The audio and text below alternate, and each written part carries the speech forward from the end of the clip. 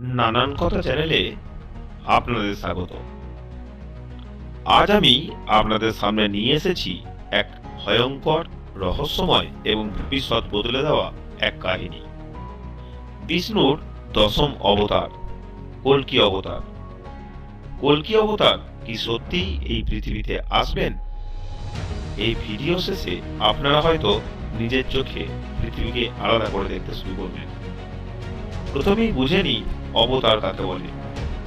হিন্দু শাস্ত্র মতে যখন পৃথিবীতে ধর্ম নষ্ট হতে থাকে, যখন অন্যায়, হিংসা, লোভ, অত্যাচার বেড়ে যায়, তখন সৃষ্টিকর্তা বিষ্ণু নিজে পৃথিবীতে জন্ম নিয়ে মানুষকে রক্ষা করেন।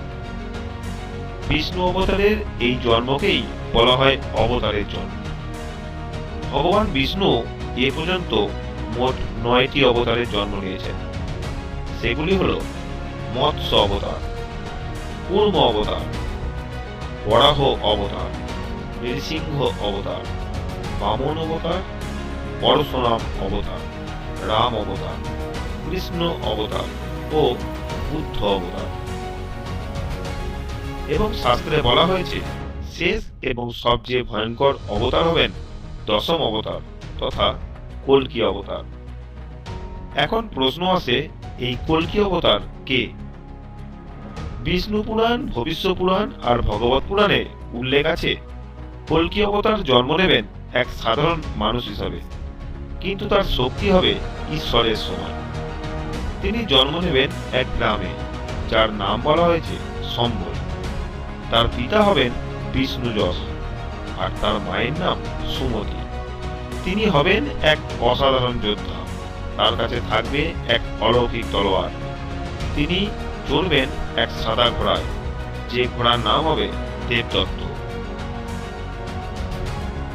এই ছবি আপনি কল্পনা করতে পারবেন না। চারিপাশে ধ্বংসলীলা, আকাশ লাল, মাটি কাঁপছে, আর তার মধ্য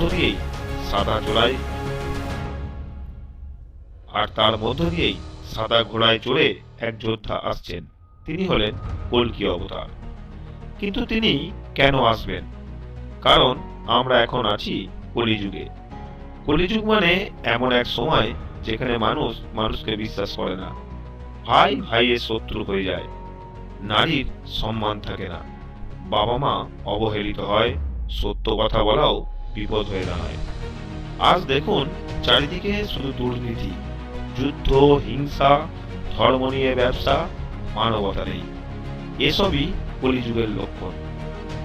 শাস্ত্রে অনেক আগেই বলা হয়েছে কলিযুগে মানুষ শুধু নিজের কথা ভাববে, সত্য আর মিথ্যার মধ্যে পার্থক্য থাকবে না।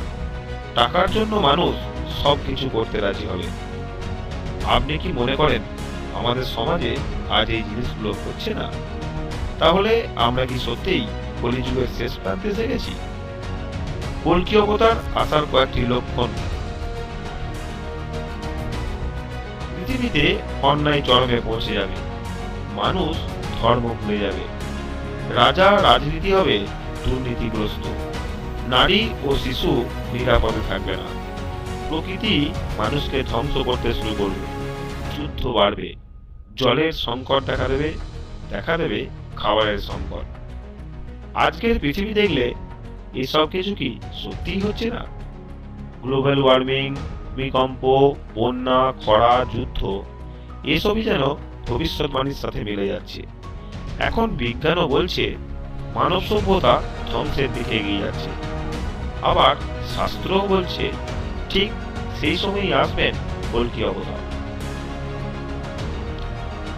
এই কল্কি অবতারের উদ্দেশ্য কি হবে? তিনি শুধু মানুষ মারবেন না, তার প্রধান উদ্দেশ্য হবে পাপীদের ধ্বংস করা, ধর্মকে পুনঃপ্রতিষ্ঠা করা, পৃথিবীকে শুদ্ধ করা, সত্য যুগের সূচনা করা। অর্থাৎ তিনি আসবেন ধ্বংস করতে নয়, তিনি আসবেন নতুন পৃথিবী করতে। এমন এক পৃথিবী যেখানে মিথ্যা থাকবে না, থাকবে না কোনো হিংসা, লোভ থাকবে না, শুধু থাকবে সত্য ও শান্তি। অনেকেই মনে করেন কল্কি কি কোনো মানুষ হতে পারেন? কেউ বলেন তিনি ভবিষ্যতে এক শিশু হিসেবে জন্ম নেবেন, আবার কেউ বলেন তিনি হয়তো এখনই কোনো জায়গায় লুকিয়ে আছেন। আবার কেউ বলেন তিনি একটা চেতনা, একটা শক্তি। সত্যিটা কি তা ভবিষ্যতই বলবে। কিন্তু একটা কিন্তু একথা নিশ্চিত, আপনি যদি ধর্মের পথে থাকেন, মানবতার পথে থাকেন, সত্যের পথে থাকেন, তাহলে কল্কির আশা আপনার ক্ষতি নয়, বরং তা আশীর্বাদ। কল্কি অবতার আসবে কিনা এটা প্রশ্ন নয়, প্রশ্ন হলো আমরা কি সত্যিই তার জন্য তৈরি? আমরা কি সত্যের পথে আছি? আমরা কি মানুষের মতো মানুষ? কারণ কল্কির বিচার প্রথমে হবে আমাদের কর্ম দিয়ে। আর যদি আমরা নিজেকে বদলাতে পারি, তাহলে হয়তো কল্কির ভয় আমাদের থাকবে না। আর যদি আমরা এখনই নিজেদের না বদলাই, তাহলে ইতিহাস আমাদের ক্ষমা করবে না। আপনারা কি বিশ্বাস করেন বিষ্ণুর দশম অবতার কল্কি কি সত্যি আসবেন? কমেন্টে আপনার মতামত লিখুন। এমন আরো রহস্যময় পৌরাণিক গোপন তথ্য জানতে এখনই আমাদের এই নানান কথা চ্যানেলটি সাবস্ক্রাইব করুন। ধন্যবাদ।